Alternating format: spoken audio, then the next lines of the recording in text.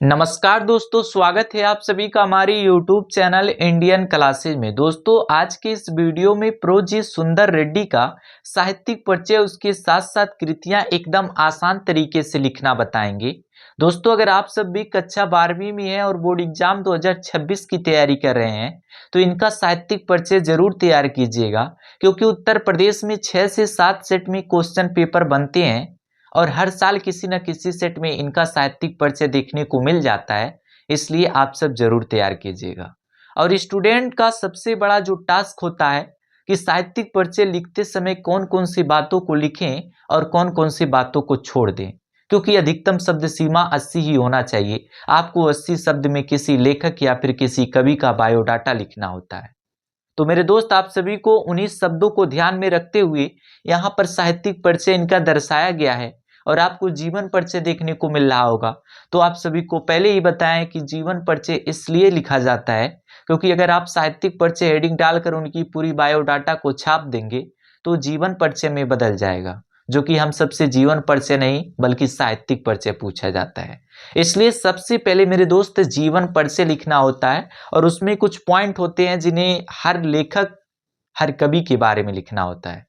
जैसे उनका नाम हो गया, उनका जन्म कब हुआ, किस स्थान पे हुआ, उनके माता पिता का क्या नाम था, कहाँ पे रहा करते थे, उनकी पारिवारिक जीवन कैसी रही, उन्होंने कौन कौन से पढ़ाई किए, कहाँ से किए, उनकी मृत्यु कब हुई। इन सब बातों को जीवन परिचय में लिखा जाता है और ठीक उसी बातों को यहाँ पे दर्शाया गया है।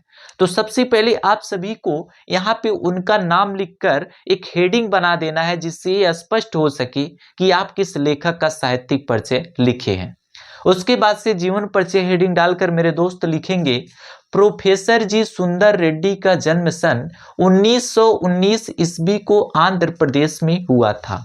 जो प्रो जी सुंदर रेड्डी यानी कि प्रोफेसर जी सुंदर रेड्डी हैं, इनके जन्म की बात करें तो 1919 ईस्वी को हुआ था और जन्म स्थान की बात करें तो आंध्र प्रदेश में हुआ था। इनकी प्रारंभिक शिक्षा संस्कृत तथा तेलुगु में हुई और उच्च शिक्षा हिंदी में हुई। प्रारंभिक का मतलब होता है शुरुआत में जो इनकी पढ़ाई हुई, जिस भाषा से हुई, वो संस्कृत एवं तेलुगु था।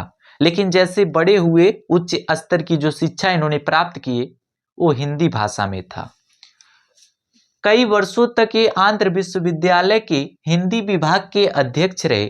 कई वर्षों तक जो प्रोफेसर जी सुंदर रेड्डी हैं, आंध्र विश्वविद्यालय के हिंदी विभाग के अध्यक्ष के रूप में काम किए। प्रोफेसर जी वहां के स्नातकोत्तर अध्ययन एवं अनुसंधान विभाग के अध्यक्ष एवं प्रोफेसर भी रहे। स्नातकोत्तर का मतलब होता है मेरे दोस्त ग्रेजुएशन। जैसे आप सब 12वीं पास करेंगे, बीए बीएससी बीकॉम करने का अवसर मिलेगा, उसी को ग्रेजुएशन बोला जाता है। ग्रेजुएशन अध्ययन में एवं अनुसंधान विभाग, अनुसंधान का मतलब होता है जहां पे कोई नई चीजों का खोज किया जाए।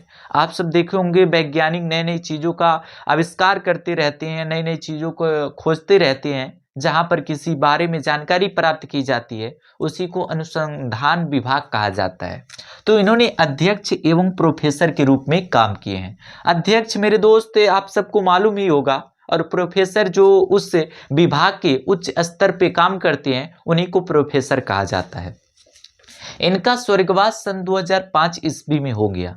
इनकी मृत्यु 2005 ईस्वी में हो गया। आप सभी को इनका जन्म कब हुआ, इनकी मृत्यु कब हुई, इन सब बातों को याद रखना है, क्योंकि मेरे दोस्त एग्जामिनर जब आपकी कॉपी को चेक करती है ना, तो उनका जो मेन फोकस रहता है उस लेखक के जन्म और मृत्यु पर ही होता है, उनके माता पिता के नाम पर ही मेन फोकस होता है। इसलिए आप सभी को शुरुआत में ही गलती नहीं करनी है। अगर आप सब बीच में नहीं जानकारी है कि कौन सा पढ़ाई किए, किस इस विद्यालय के अध्यक्ष रहे, प्रोफेसर रहे, तो आप बीच में कुछ गलत भी लिख देंगे ना, फिर भी आपको नंबर मिल जाएगा।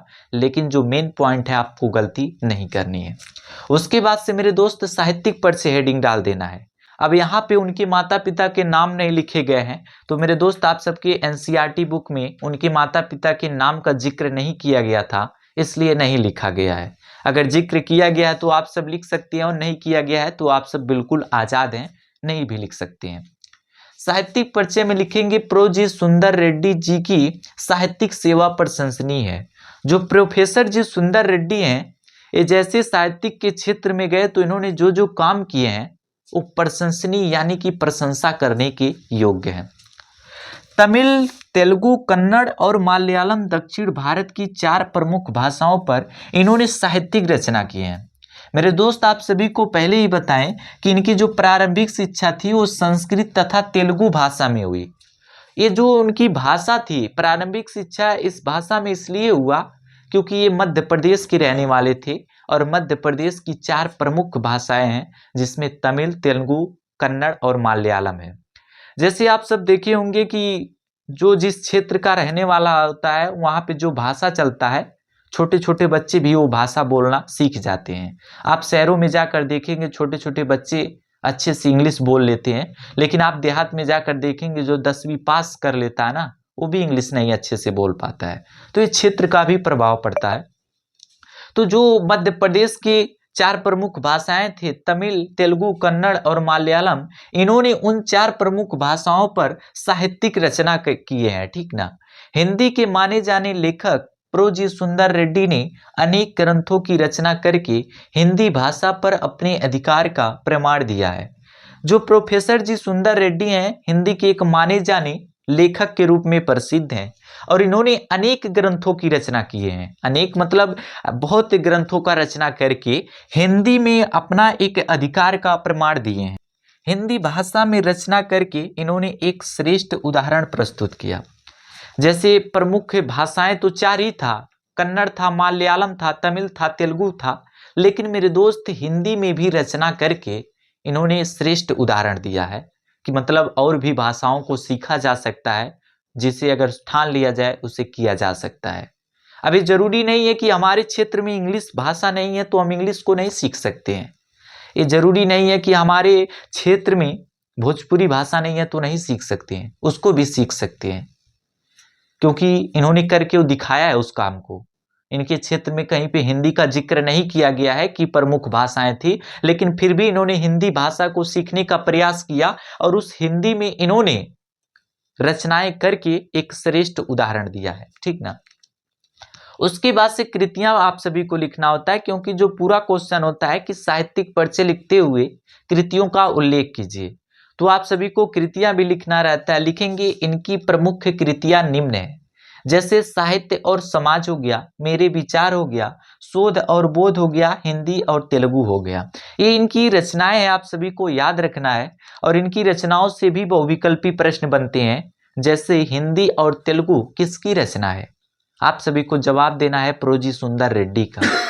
साहित्य और समाज किसकी रचना है, आप सभी को जवाब देना है प्रो जी सुंदर रेड्डी का। इसलिए मेरे दोस्त जो उनकी प्रमुख रचनाएं हैं, जो उनका निबंध संग्रह है, जो उनकी प्रमुख ग्रंथ है, आप सभी को याद रखना है, क्योंकि बहुविकल्पी प्रश्न का कोई लिमिट नहीं रहता है कहाँ से पूछा जाएगा, कहीं से भी पूछ लिया जाता है, इसलिए आप सब तैयार रखिएगा। और ये लेखक का साहित्यिक परिचय का लास्ट वीडियो था।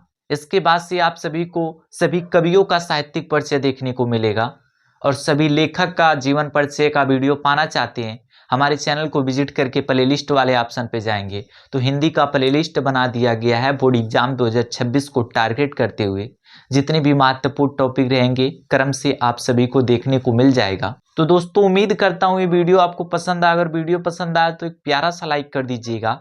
हमारे चैनल पे नए आए हो तो हमारे चैनल को सब्सक्राइब कर दीजिएगा। और इस तरीके से हर रोज शानदार वीडियो पाने के लिए हमारे चैनल से जुड़े रहिएगा। मिलते अगले शानदार वीडियो में, तब तक के लिए जय हिंद जय भारत।